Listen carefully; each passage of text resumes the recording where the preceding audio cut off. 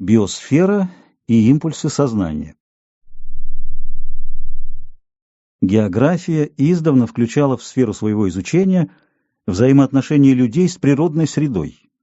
И каждая эпоха, начиная с античности, давала посильные объяснения разнообразию ландшафтов, как девственных, так и преобразованных человеком.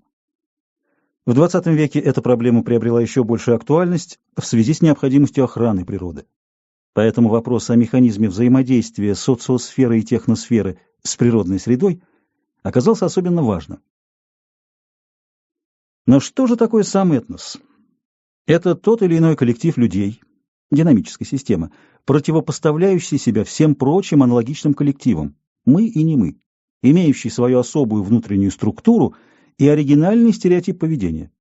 То и другое подвижно, то есть является одной из фаз этногенеза, процесса возникновения и исчезновения этнических систем в историческом времени. Историю можно разделить на историю природы и историю людей, писал Маркс. Однако обе эти стороны неразрывно связаны. До тех пор, пока существуют люди, история природы и история людей взаимно обусловливают друг друга.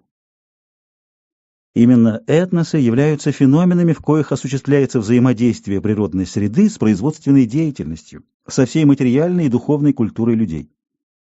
Поэтому очевидно, что в процессе этногенеза соприсутствуют социальные и биологические компоненты, проявляющиеся в самой этнической истории. Задача лишь в том, чтобы установить характер этого взаимодействия. Важную роль здесь может, на наш взгляд, сыграть предложенный нами ранее такой этногенный признак, как пассионарность. Способность людей к повышенной активности, кроющейся в их психологии, но генерирующей антропогенные ландшафты, ставшие ныне объектом изучения географии. Сделать это не так просто, так как приходится изучать все многообразие жизнедеятельности людей, не только их язык или культуру, но и способ общественного производства, потребления, формы повседневного общения и так далее. Вряд ли можно изучать этнографию, скажем, эскимосов, ограничившись лишь грамматическими формами глагола или их представлениями о злобных духах моря и тундры, и игнорируя их способ охоты на морского зверя. Вряд ли можно описать индийцев, не упомянув, как они обрабатывают рисовые поля, зато подробно изложив теорию кармы и перевоплощения душ. Характер трудовых процессов, потребление, войны, создание государства или падение его – такие же объекты этнографического исследования, как свадебные обряды или ритуальные церемонии. А изучение народов на определенных стадиях их развития, в процессе сравнения и противопоставления каждого из них соседям, немыслимо без учета географической среды. Естественно, географическая среда не определяет движение общественных явлений. Однако она оказывает существенное влияние на жизнь людей, ибо способствует замедлению или ускорению развития отдельных этнических общностей. Во всех исторических процессах от микрокосма, жизнь одной особи, до макрокосма, развитие человечества в целом, общественные и природные формы движения материи соприсутствуют и взаимодействуют подчас столь причудливо, что иногда трудно уловить характер связи. Это особенно относится к мезокосму, в котором обнаруживается феномен, представляющий собой процесс становления этноса от момента возникновения до исчезновения или перехода в состояние гомеостаза, то есть этногенез. Однако это не значит, что этнос – продукт случайного сочетания биогеографических и социальных факторов, поскольку этнос имеет в своей основе элементарную схему – подъем, расцвет, инерционную фазу и распад. Этногенез можно рассматривать в разных ракурсах. Социально-политический аспект позволяет выделить фазы исторического становления, исторического существования и исторического упадка с последующим пережиточным или реликтовым прозябанием. Аналогичное деление получается при исследовании воздействия этноса на окружающий его ландшафт и при этнографическом изучении способов отсчета времени. Выраженное графически, если отложить на абсциссе время, кривая этнического развития являла бы собой не плавную синусоиду или циклоиду, а неправильную кривую, резко поднимающуюся в начальных фазах до краткого перегиба. Затем идет длинный плавный спад, который прекращается, когда процесс либо естественно затухает, либо насильственно обрывается. В географическом аспекте этнос в момент возникновения представляет собой группу сходных особей, которая приспособила определенный ландшафтный регион к своим потребностям и одновременно сама приспособилась к нему. Для поддержания достигнутого этноландшафтного равновесия необходимо, чтобы потомки повторяли деяния предков, хотя бы по отношению к окружающей их природе. В исторической науке это называется традицией. Ее можно рассматривать и в социальном аспекте, как нечто застойное, консервативное, и в биологическом. Генетик Лобашов, например, открыл это же явление у животных и назвал его сигнальной наследственностью. Но момент рождения краток. Появившийся на свет коллектив должен немедленно сложиться в систему с разделением функций между членами, иначе его уничтожат соседи. Для самосохранения он быстро вырабатывает социальные институты, характер которых в каждом отдельном случае обусловлен обстоятельствами места, географическая и этнографическая среда, и временем, стадия развития человечества. Именно потребность в самоутверждении обеспечивает быстрый рост системы. Силы же для развития ее черпаются в повышенной активности или пассионарности популяции. Рост системы создает инерцию развития, медленно теряющуюся от сопротивления среды, вследствие чего нисходящая ветвь кривой значительно длиннее. Даже при снижении жизнедеятельности этноса ниже оптимума социальные институты продолжают существовать, иногда переживая создавший их этнос.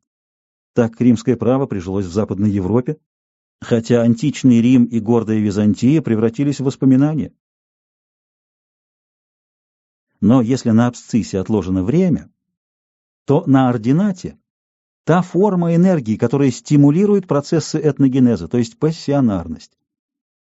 При этом надо помнить, что максимум пассионарности, равно как и минимум ее, отнюдь не благоприятствует процветанию жизни и культуры. Пассионарный перегрев ведет к жестоким кровопролитиям, как внутри этнической или суперэтнической системы, так и на границах ее, в регионах контактов одних народов с другими, часто при полной инертности и вялости массы населения. Когда уровень пассионарности приближается к нулю, теряется сопротивляемость окружению, этническому и природному, что всегда является кратчайшим путем к гибели. Пассионарность присутствует во всех этногенетических процессах, и это создает возможность этнологических сопоставлений в глобальном масштабе. Такая непривычная для нас кривая проявления пассионарности, равно не похожая ни на линию прогресса производительных сил экспоненту, ни на повторяющуюся циклоидную кривую биологического развития, видимо, получается в результате инерции, возникающей время от времени вследствие толчков, мутаций, вернее микромутаций, отражающихся на стереотипе поведения, но не влияющих на фенотип. Как правило, мутация почти никогда не затрагивает всей популяции в определенном ареале. Мутируют только отдельные, относительно немногочисленные особи. Но этого может оказаться достаточно для того, чтобы возник новый тип людей, в нашем случае консорция, которая при благоприятном стечении обстоятельств вырастает в этнос. Пассионарность членов консорции – обязательное условие такого перерастания. В этом механизме биологический смысл этногенеза, но он не подменяет и не исключает социального смысла. Как известно, деятельность человека на поверхности планеты, по размерам приравниваемая к геологическим переворотам малого масштаба, была не всегда благотворна. Антропогенные воздействия иной раз превращали болото в Эдем, в другой раз райские места в пустыне. И в обоих случаях для таких работ требовалась не та энергия, которая необходима для метаболизма и размножения с обязательным воспитанием потомства, а избыточная, не сохраняющая особь или популяцию, а толкающая на самопожертвование, которое почему-то иногда предпочитается самосохранению. Однако, как бы редко ни наблюдалось это явление, только оно ведет к изменению лика Земли, а ныне даже состава атмосферы. Вот почему пассионарность можно причислить к природным факторам биосферы, которые, как известно, весьма лобильны, что усиливает ее воздействие на людей, не успевающих реадаптироваться. А люди, в свою очередь, воздействуют на беззащитные биоценозы с помощью техники, созданной при становлении человека и накапливающейся в течение тысячелетий. Таков импульс пассионарности. Направление воздействия определяется не слепой геобиохимической энергией, описанной Вернадским, а уровнем социального развития, которое бывает либо прогрессивным, либо застойным. Любой общественный строй характеризуется тем или иным способом производства, причем смена его касается всей айкумены и часто происходит внутри одного и того же этноса, тогда как этносы оригинальны и неповторимы. Следовательно, для сравнения их друг с другом необходим иной инвариант и другая шкала. Подавляющее число поступков, совершаемых людьми, несомненно, диктуется инстинктом самосохранения, либо личного, либо видового. Последнее проявляется в стремлении к размножению и воспитанию потомства. Однако пассионарность имеет обратный вектор, ибо заставляет людей жертвовать собой и своим потомством, которое либо не рождается, либо находится в полном небрежении из-за иллюзорных вожделений, честолюбия, тщеславия, гордости, алчности, ревности и прочих страстей. Следовательно, мы можем рассматривать пассионарность как антиинстинкт, то есть импульс, имеющий знак противоположный инстинкту самосохранения. А поскольку нет и не может быть этноса, не связанного с первичным взрывом пассионарности, то она является соизмеримой для всех этносов величиной. Следовательно, все этносы мы можем классифицировать по степени возрастания и падения пассионарного напряжения этнического поля. Наличие флуктуации несколько осложняет этот принцип, но не слишком, потому что схема «быстрый подъем пассионарности и медленная ее утрата» действительно для всех известных нам этносов. Это не может быть случайностью. Потому пусковой момент этногенеза мы можем считать подобием толчка, сообщившего этнической системе инерцию, утрачиваемую при сопротивлении среды. Как инстинктивные, так и пассионарные импульсы лежат в эмоциональной сфере. Но ведь психическая деятельность охватывает и сознание. Значит, в области сознания следует отыскать такое деление импульсов, которое можно было бы сопоставить с описанным выше. Иными словами, оно должно быть разбито на импульсы, направленные либо на сохранение жизни, либо на ее пожертвование во имя иллюзии. Для удобства отсчета обозначим жизнеутверждающие импульсы знаком плюс, а импульсы жертвенные знаком минус.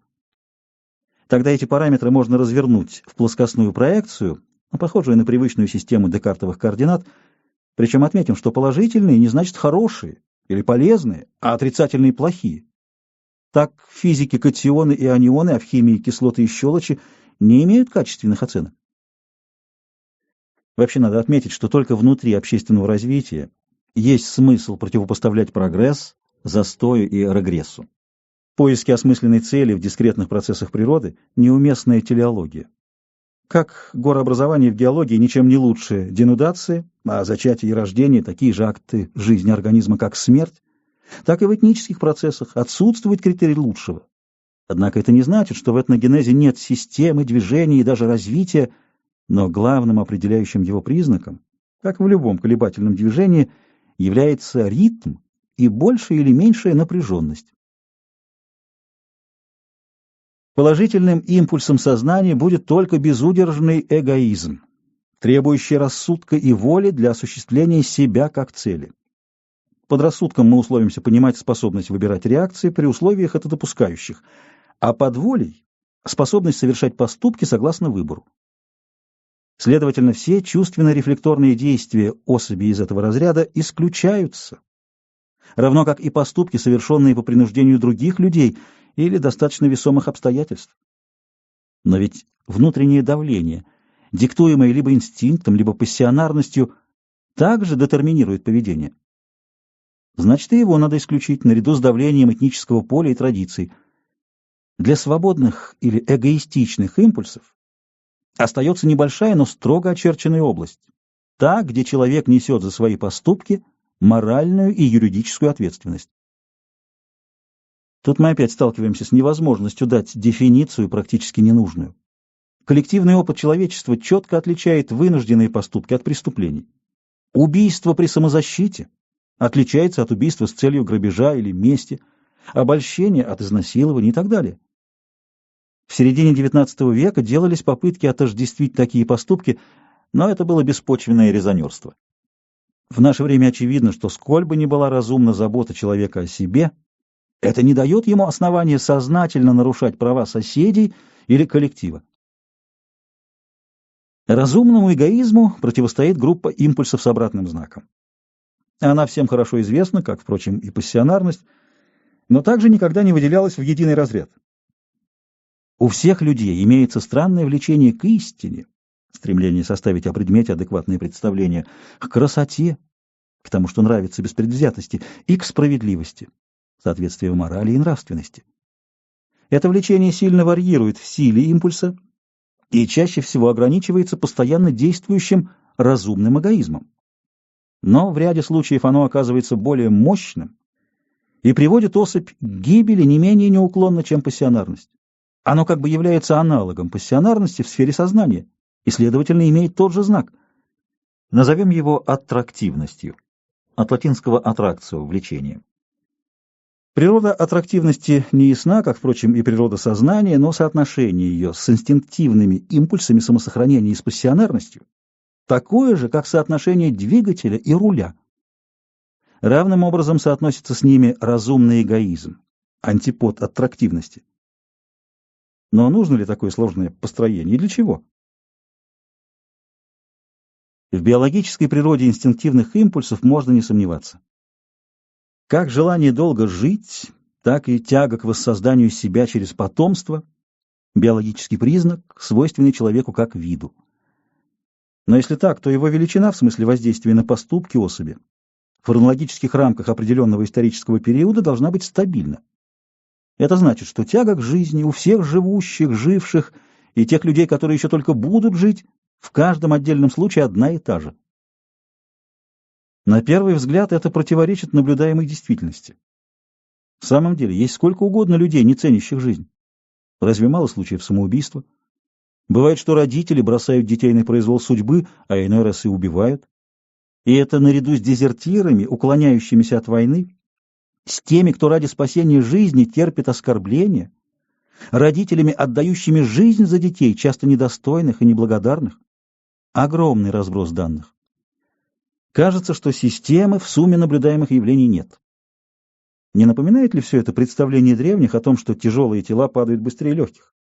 Такие взгляды держались не одно столетие, ведь только в XVII веке опыт Галилея показал, что сила тяжести равно действует на пушинку и ядро, а разница в скорости падения зависит от постороннего явления, сопротивления воздушной среды. С тем же самым мы сталкиваемся и в нашей проблеме. А что же происходит в случае, если пассионарное напряжение выше инстинктивного? Тогда появляются конкистадоры и землепроходцы, поэты и ересиархи, или, наконец, инициативные фигуры вроде Цезаря и Наполеона. Как правило, таких людей немного, но их энергия позволяет им развивать или стимулировать активную деятельность, фиксируемую везде, где есть история. Сравнительное изучение напряженности и массовости событий дает определение величины пассионарного напряжения в первом приближении. Ту же последовательность мы наблюдаем в сознательных импульсах. Разумный эгоизм, то есть принцип «все для меня», в лимите имеет стабильную величину. Но он умеряется аттрактивностью, которая либо меньше единицы, за которой мы принимаем импульс себялюбия, либо равна ей, либо больше ее. В последнем случае это писатели и художники, бросающие карьеру ради искусства, ученые, подобно Бруно, отстаивающие справедливость с риском для жизни, короче говоря, тип Дон Кихота в разных концентрациях.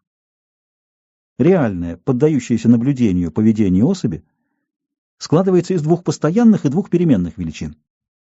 Следовательно, только последние и определяют разнообразие поведенческих категорий.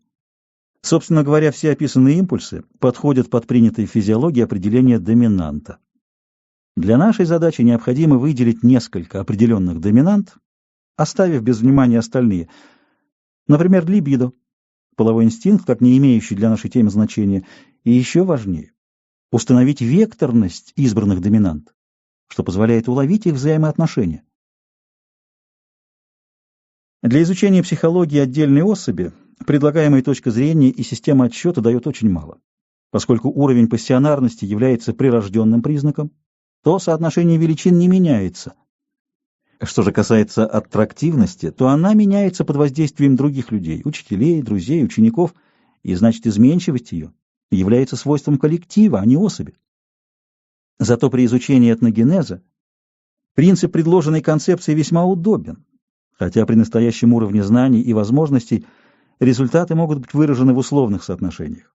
Получение числовых данных пока за пределами наших возможностей. Но даже то, что есть, уже весьма полезно для анализа. Мы хорошо знаем, что все этносы проходят ряд фаз эволюции, который в идеале или в схеме единообразен. Многочисленные уклонения от схемы, например, обрывы развития или смещения за счет посторонних вмешательств, легко учесть и исключить из рассмотрения основной закономерности. Столь же легко их потом учесть при синтезе, то есть восстановлении действительной истории народа. Как уже неоднократно отмечалось, сознательная деятельность людей играет не меньшую роль в исторических процессах, чем инстинктивно-эмоциональная. Но характер их принципиально отличен. Бескорыстное стремление к истине порождает научные открытия, которые определяют возможность технических усовершенствований и тем самым создают предпосылки для роста производительных сил. Красота формирует психику и художника, и зрителя. Жажда справедливости стимулирует социальные переустройства. Короче говоря, человеческий разум, который не является формой энергии, а производит действия, как будто ей отвечающие, становится импульсом явления, именуемого прогрессом, и, следовательно, связан с общественной формой движения материи. Связь этих двух форм движения материи, которые соприсутствуют в каждом историческом событии, большом или малом, очевидна. Согласно Вернадскому, эволюция видов, приводящая к созданию форм жизни, устойчивых в биосфере, второй биохимический принцип, и, следовательно, направленное прогрессивное развитие, это явление планетарное. Геохимик-философ Трусов уточняет это положение, утверждая, что по отношению к породившему его органическому миру общество имеет не только черты преемственности, но и глубокие принципиально новые черты, которые выделяют его из всего биологического мира. Эти черты связаны прежде всего с разумом, познанием мира и социально организованным трудом. Такое различие и заставляет многих ученых выделить из биосферы особую область – ноосферу, то есть сферу разума, продуктом которой является техника в самом широком смысле, включающим искусство, науку и литературу, как кристаллизацию деятельности разума. Верно ли это? Плоды рук человеческих имеют изначальное отличие от творений природы. Они выпадают из конверсии биоценоза, где идет постоянный обмен веществом и энергией, поддерживающей биоценозы как системные целостности. Человеческое творчество вырывает из природы частицы вещества и ввергает их в оковы форм. Камни превращаются в пирамиды или парфенон, шерсть в пиджаки, металл в сабли и танки, а эти предметы сами по себе лишены саморазвития. Они могут только разрушаться. На это принципиальное различие природы и техники в широком смысле обратил внимание Колесник. Однако не все, испытавшее на себе воздействие человека, покинуло природу. Поле пшеницы, арык, стадо коров или домашняя кошка по-прежнему остаются в ней, несмотря на воздействие человека. Итак, антропосфера занимает промежуточное положение между мертвой техносферой и живой природой. Но коль скоро так, то они находятся в оппозиции. И тут уместно ввести поправку географа Ефремова к оценке ноосферы, которую он назвал социосферой. Но так ли уж разумна сфера разума? Ведь она заменяет живые процессы, обогатившие нашу планету запасами конденсированной энергии, укрытой в почвах и осадочных породах, в каменном угле и нефти. Былая жизнь микроорганизмов подарила нам кислородную атмосферу и озоновый слой, спасающий нас от убийственных космических излучений. Растения, покрывающие Землю, это фабрики фотосинтеза, перерабатывающие свет в живую материю. Животные, наши меньшие братья, регулируют биоценозы и сообщают им устойчивость. А что дала нам ноосфера, даже если она действительно существует? От палеолита остались многочисленные кремневые отщепы и случайно оброненные скребки до рубила.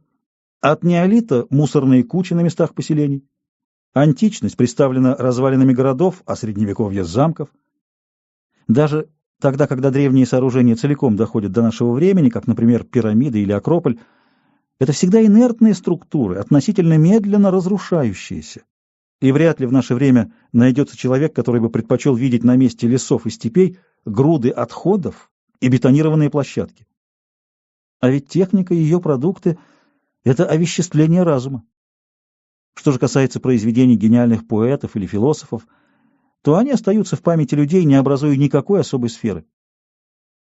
Короче говоря, как бы ни относиться к идее существования ноосферы, полярность техники и жизни как таковой неоспорима.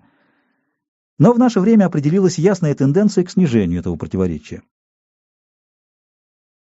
В концепции уделено так много внимания описанию пассионарности не потому, что автор придает ей значение решающего фактора. Учение о пассионарности привлечено лишь для того, чтобы заполнить пустоту, образовавшуюся при однобоком изучении этногенеза. Не замена учения о примате социального развития в истории, а дополнение его бесспорными данными естественных наук. Вот цель теоретического введения, необходимого для исторического синтеза. Теперь целесообразно показать соотношение между четырьмя главными группами причинных воздействий на этнические процессы. Две из них высшего ранга, две подчиненные. В общем виде это будет схема, но именно схема нужна для отделения случайного от закономерного, постоянно сопрягающихся в любой из исторических и географических дисциплин, ибо и те, и другие изучают переменные величины, изменяющиеся во времени и воздействующие на этногенез. Ясно, что главным фактором общественного развития является рост производительных сил, вследствие чего имеет место изменение производственных отношений, а тем самым и организации общества. Другой фактор, определяющий не импульс, а ход процессов этногенеза – географическая среда, игнорирование роли которой Колесник правильно назвал географическим нигилизмом. Но и преувеличение значения географической среды, то есть географический детерминизм, не приводит к положительным результатам. Это показал еще Плеханов в полемике с Лабриолой, заметив, что современных итальянцев конца XIX века окружает та же естественная среда, в которой жили древние римляне, а между тем как мало похож темперамент современных нам данников Менелика на темперамент суровых покорителей Карфагена. Можно было бы возразить, что антропогенное воздействие в течение 2300 лет изменило ландшафт Италии, но тем не менее очевидно, что не замена буковых лесов лимонными рощами и зарослями маквиса привела итальянскую армию к поражению под Адуей. Однако эти могучие факторы в сочетании определяют лишь общее направление социально-исторических процессов, но не индивидуальную физиономию событий и некоторые частные их последствия. А именно такие мелочи часто ведут к созданию или разрушению консорций, иногда к сохранению или рассеиванию субэтносов. Редко, но все-таки отражаются на судьбах этносов, а в исключительных случаях могут оказать воздействие и на становление суперэтноса. Примеров таких исторических зигзагов, компенсирующихся на длинных отрезках истории, у Плеханова достаточно много, хотя взяты они исключительно из истории Европы. Аналогичные данные можно привести и из истории других народов. Таким образом, можно выделить фактор низшего ранга, логику событий, где учитываются короткие цепочки причинно-следственных связей, сами по себе закономерные, но для процесса высшего ранга являющиеся случайностями. В свою очередь, эти краткие закономерности, постоянно обрываемые в ходе истории, зависят от случайностей второй степени и так далее. Можно пренебречь этими вариациями при рассмотрении глобальных процессов, например, при сменах формаций, но для этногенеза учет их необходим. И вот тут-то выплывает роль пассионарных взрывов и флуктуаций, так относящихся к становлению биосферы, как логика событий, к общественной форме движения материи. Иными словами, роль пассионарности в этногенезе меньше 25%, но пренебрежение этой величиной дает заметную ошибку, смещающую результат. До сих пор мы только описывали пассионарность как физиологический наследственный признак, связывающий личность человека с биосферой планеты. Таким образом, мы увидели, что история, как наука, дает возможность проследить некоторые закономерности явлений природы. Следовательно, история может быть полезна не только сама по себе, но и как вспомогательная естественно-научная дисциплина. До сих пор она для этой цели не использовалась. Да и сама биосфера — понятие отнюдь не биологическое, а географическое. Так называется одна из оболочек Земли, в которую входят, кроме живых организмов, продукты их жизнедеятельности за все геологические периоды, свободный кислород воздуха и осадочные породы литосферы, включая метаморфические. Естественно, в процессе эволюции биосфера меняется весьма значительно, что не может не сказаться на жизни людей. Например, влияние ледниковых периодов на антропогенез не вызывает сомнений. Но и флуктуации меньшего значения, например, длительные засухи или наводнения, оказывают воздействие на отдельные регионы, способствуя или препятствуя процветанию хозяйства, населяющих их этносов. Разумеется, это не может повлиять на глобальный процесс общественного развития, величину, стоящую на порядок выше, но детали событий таким способом могут быть объяснены без внутренних противоречий и натяжек. Именно к числу подобных мелких, но существенных флуктуаций относятся колебания пассионарного напряжения не отдельных людей, а этнических целостностей. Итак, в наблюдаемой и доступной изучению истории мы видим сочетание социальных формообразующих закономерностей с энергетическими импульсами из недр биосферы. Последние выявляются лишь при соприкосновении с общественной формой движения материи, которая кристаллизует их в культурно-политические институты и памятники искусства. Это и есть постоянное взаимодействие истории природы и истории людей.